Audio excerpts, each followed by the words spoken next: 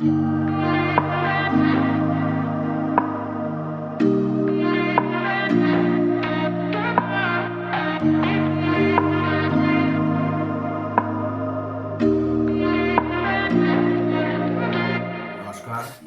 आप देख रहे हैं क्राइम सच को।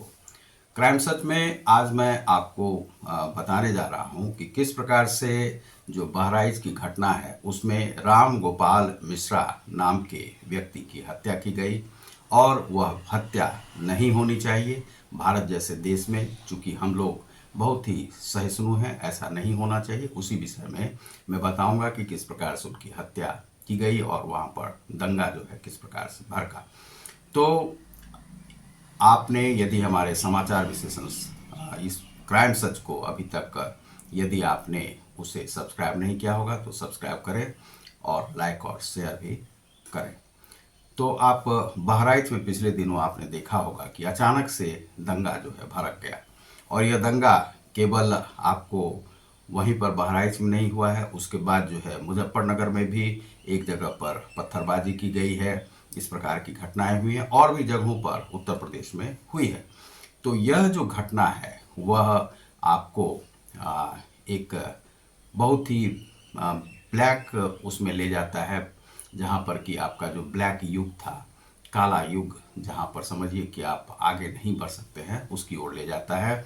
तो वहाँ पर मान लीजिए कि दुर्गा प्रतिमा का विसर्जन होने जा रहा था, सभी एकत्रित हो रहे थे।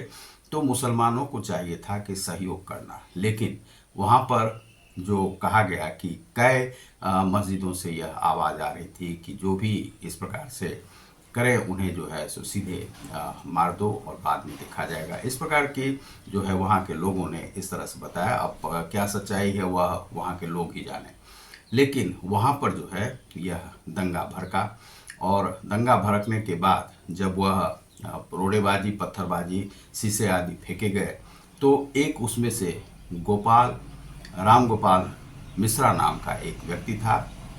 उस व्यक्ति की अभी अभी जो है शादी हुई थी, 3 माह हुआ था। बहुत लोग कह रहे हैं कि 6 माह और कुछ लोग कह रहे हैं कि 3 माह। तो शादी हुई, नई नवेली दुल्हन घर में थी और इस नई नवेली दुल्हन का जो पति था राम गोपाल, वह उस जुलूस में शामिल था। चूंकि सब में खुशी होती है, दशहरे का माहौल है, सब लोग विसर्जन करने माता की जाते हैं और उन्हें ले जाते हुए उन्होंने देखा कि एक झंडा जो है एक जगह फहराया जा रहा है और वह है इस्लामिक झंडा, हरे रंग का झंडा था।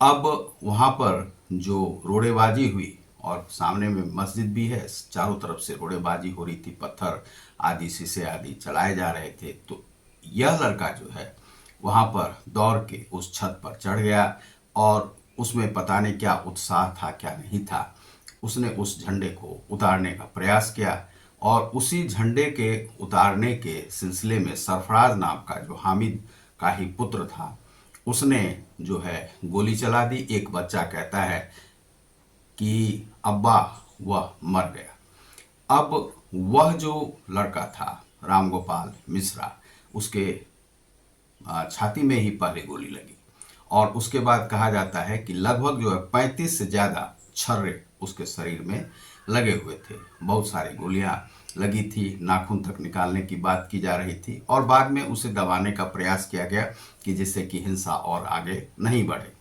तो लेकिन जो है उसके 2 अंगूठे का जो नाखून है वह नहीं मिला था। अब वह गोली के चोट के कारण से हुआ या उसे प्रताड़ना दी गई, इस प्रकार से हुआ। तो यह जो क्रोध है, यह क्रोध कहाँ से आता है? हम चूंकि भारतीय हैं, यहाँ जो रहने वाले जो मुसलमान हैं वह कहीं बाहर से विलायत से नहीं आए हैं, वह कन्वर्टेड मुस्लिम है। और कन्वर्टेड मुस्लिम के अंदर में इतना क्रोध कहाँ से आया? बाबरी संस्कार कहाँ से आया? औरंगजेब का संस्कार कहाँ से आया? यह संस्कार जो है हमें एक बार यह सोच लेना चाहिए कि हम किस पर गोली चलाने जा रहे हैं। क्या वह भारत का बासिंदा नहीं है? क्या वह हमारा शत्रु है, दुश्मन है? कल को बगल में ही आपके घर हैं, आप लोग साथ में रहते हैं, एक पड़ोसी का धर्म आप लोगों को निभाना चाहिए। लेकिन इतनी सहिष्णुता नहीं रहती है लोगों में और वह धर्म के आधार पे बढ़ जाते हैं। हिंदू, मुस्लिम, सिख, ईसाई, ये सब हम लोग करने लगते हैं। क्योंकि हम लोगों ने देखा है कि भारत के भीतर में सिख और अन्य धर्मों में भी लड़ाई हुई, दंगा भड़का, और क्रिश्चियन चूंकि अपने शांत रहते हैं इसलिए ज़्यादा दंगा नहीं भड़कता है और ज़्यादा संख्या में नहीं है और इस प्रकार से आताई नहीं है, वे एजुकेटेड है। लेकिन अनएजुकेटेड जो मुस्लिम लोग हैं वे कभी नहीं समझते हैं कि वे भारत के ही बासिंदे हैं, भारत में ही उन्हें रहना है, भारत में ही जीना है, भारत में ही मरना है और भारत में ही इबादत भी करनी है। तो जब आपको भारत में ही रहकर सारा काम करना है तो आपके भीतर इतना क्रोध कहाँ से आता है कि आप काफिर कैसे समझने लगते हैं हिंदुओं को। आपके धर्म में कहा गया है तो वह धर्म की बातें अलग रखिए, लेकिन आप चूंकि भारत में रहते हैं, हिंदुओं के साथ रहते हैं, मिल कर के रहना है, आसपास पड़ोस में भी घर बनाते हैं जहाँ पर हिंदू एक जगह पर रहते हैं, वहीं बीच में आपको भी घुस के घर बनाना है। हमने देखा है कि बहुत जगहों पर जो हिंदू रहते हैं वहाँ पर मुस्लिम धीरे धीरे धीरे धीरे घुसकर वहाँ से हिंदू सब भागने लगते हैं और मुसलमान का ही वह कॉलोनी बस जाता है। इस प्रकार से भारत में जो है अनेक जगहों पर होता है। लेकिन कुछ जगह पर जब आप घुस के रहते हैं, जिस समय आपका एक दो ही घर होता है, तो उस समय आपकी क्या स्थिति है? तो आपको तो बीच में ही रहना है उन लोगों के साथ में, तो फिर इतना क्रोध आपको कहाँ से आता है? तो यह जो क्रोध था उसी कारण से राम गोपाल मिश्रा को गोली मार दी गई और उसके परिवार के लोगों ने उसे प्रताड़ना दी, जैसा कि पोस्टमार्टम रिपोर्ट में आया, क्योंकि कई जगहों पर शरीर में चोट लगी थी। यह एक क्रोध के कारण से, जो हिंदुओं के प्रति जो नफरत का भाव है उसके कारण से ऐसा हुआ, जो कि नहीं होना चाहिए। क्योंकि भारत में हम रहते हैं, भारत में सभी धर्मों को समान रूप से जो है एक ताकत मिली हुई है संविधान के द्वारा। तो उस संविधान की ताकत को हम क्यों नहीं समझते हैं? हम एक साथ क्यों नहीं रह सकते हैं? यदि हमें रहना तो यहीं पर है और आसपास पड़ोस में पड़ोसी ही हमें बनना है, तो पड़ोसी धर्म हम निभाएंगे कि हम दुश्मनी का धर्म निभाएंगे, शत्रुता का धर्म निभाएंगे? तो एक बच्चा जो छोटा सा था, जो कि 20-22 साल का था, उसकी मृत्यु वहाँ पर हो जाती है बहराइच में।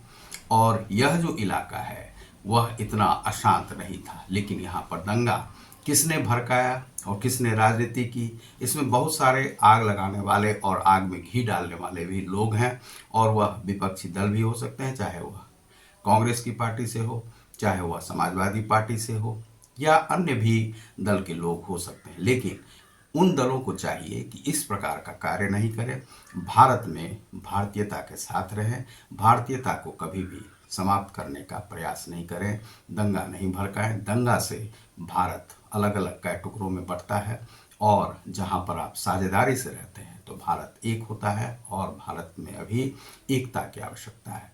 इस कारण से उसकी जो है हत्या हो गई। और हमें यह भी चाहिए कि दूसरे धर्मों का भी हमें सम्मान करना चाहिए, मुसलमानों के धर्म का भी सम्मान करना चाहिए, हिंदुओं के धर्म का भी सम्मान करना चाहिए, ईसाई के धर्म, क्योंकि रहना तो हमें साथ में ही, चाहे यह हिंदू राष्ट्र हो तब भी आपको मुसलमानों को यहीं पर रहना होगा। और यदि सरकार कर देती है घोषणा कि भारत एक हिंदू राष्ट्र है, हिंदू राष्ट्र वैसे भी है, चूँकि यहाँ पर जो है 1 अरब से ज़्यादा हमारी आबादी है हिंदुओं की, तो वह हिंदू राष्ट्र ही हुआ। तो हिंदू राष्ट्र की जो कल्पना है वह व्यर्थ नहीं है, वह सार्थक है, और सार्थक में ही यह हिंदू राष्ट्र है। हिंदू राष्ट्र में रहते हुए हिंदुओं पर यह जो है अत्याचार सहन नहीं किया जा सकता है। लेकिन हमें चाहिए, जो मुसलमान लोग हैं उन्हें हिंदुओं को काफिर नहीं समझना चाहिए, उनके साथ साझेदारी के साथ रहना चाहिए। तो आप देख रहे हैं समाचार विश्लेषण को, मैं हूं रतिकांत। बहुत बहुत धन्यवाद, नमस्कार।